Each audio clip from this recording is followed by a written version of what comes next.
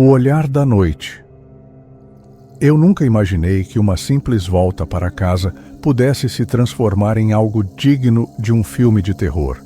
Mas naquela noite, aos 16 anos, vivi um encontro que mudou minha percepção sobre o mundo e os mistérios que ele esconde. A escola havia demorado mais do que o normal.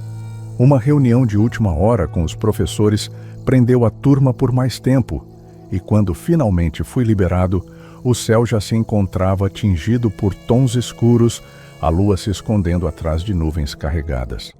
A rua principal, por onde geralmente seguia, ficava movimentada até certo ponto, mas logo se tornava deserta. Para economizar tempo, decidi pegar um atalho que cortava um pequeno bosque. Era um caminho que eu já havia percorrido algumas vezes durante o dia, mas à noite ele parecia diferente. A brisa fria carregava um cheiro úmido de terra e folhas secas, e os galhos altos das árvores formavam um túnel sombrio sobre minha cabeça. Cada passo ecoava de forma estranha, como se o solo guardasse segredos enterrados há séculos. Enquanto caminhava, meu coração batia forte. No começo, tentei ignorar o desconforto, convencendo-me de que estava apenas cansado e com pressa para chegar logo em casa. Mas a cada metro que avançava, a sensação se tornava mais forte. Era como se algo, ou alguém, estivesse me observando de dentro da escuridão. Tentei não olhar para os lados. Mantive meu ritmo constante, tentando me convencer de que era apenas minha mente pregando peças.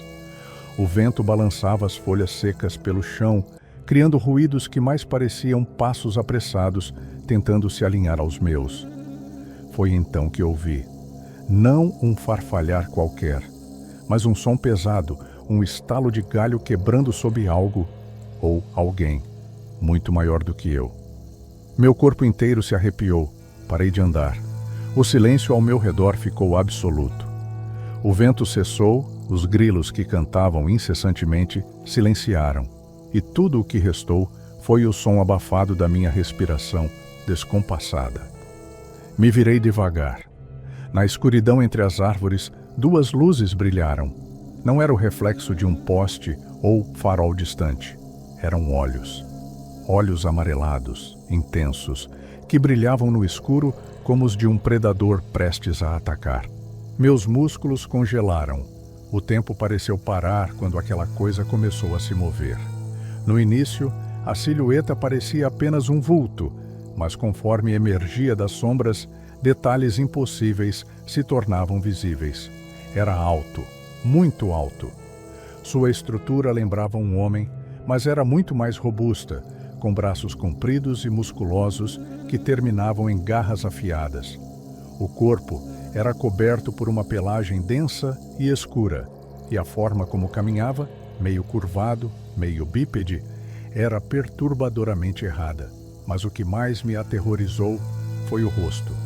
Parecia um lobo, e ao mesmo tempo não era. Os dentes sobressaíam para fora da boca, enormes, afiados como punhais. O focinho era longo, como o de um cão selvagem, mas os olhos, aqueles olhos amarelados, eram humanos e estavam fixos em mim. Eu queria correr, queria gritar, mas tudo o que consegui foi dar um passo hesitante para trás. O chão sob meus pés rangeu e, num instante, a criatura se moveu. Não correu em minha direção, não atacou. Apenas se aproximou devagar, como se estivesse me estudando. O cheiro de terra úmida e ferro encheu meu nariz. Eu não sabia se aquilo era suor, medo ou a própria presença dele. Meu peito subia e descia rápido, tentando recuperar o ar que parecia não existir mais. A criatura inclinou a cabeça para o lado, como se estivesse curiosa sobre mim. Por um breve momento, tive a sensação estranha de que ela me reconhecia, como se, de alguma forma, já tivesse me visto antes. Ali, diante do inexplicável, percebi algo ainda mais assustador. Havia tristeza no olhar daquela criatura. Não era só fúria ou fome. Não era apenas o instinto de caça. Era solidão. Foi uma sensação avassaladora. Por um momento, esqueci do medo. Meus olhos, antes cheios de pavor, encontraram aqueles olhos amarelados e, sem entender como ou porquê, senti um peso diferente. O lobisomem deu um passo para trás. Respirou fundo, como se lutasse contra algo dentro de si. Seus ombros largos subiam e desciam de forma pesada. Então, soltou um som profundo, algo entre um rosnado e um gemido, e olhou para o céu. A lua, antes escondida pelas nuvens, apareceu por entre as frestas, iluminando a clareira. Foi nesse momento que a criatura deu meia volta e desapareceu entre as árvores. Não correu. Apenas caminhou para dentro da escuridão, sua silhueta se misturando à noite como se nunca tivesse estado ali. Eu permaneci imóvel, tentando processar o que acabara de acontecer. Meus ouvidos ainda captavam o som distante das folhas se movendo, mas, aos poucos, tudo voltou ao normal. Os grilos recomeçaram seu canto, o vento voltou a soprar, e eu ainda estava ali, sozinho, debaixo da luz pálida da lua, tentando entender o que eu acabava de ver. Não lembro exatamente como cheguei em casa. Meu corpo agiu no automático, minhas pernas se moviam por instinto. Quando atravessei a porta da frente, minha mãe me olhou preocupada. "Está tudo bem? Você parece pálido." Eu queria contar.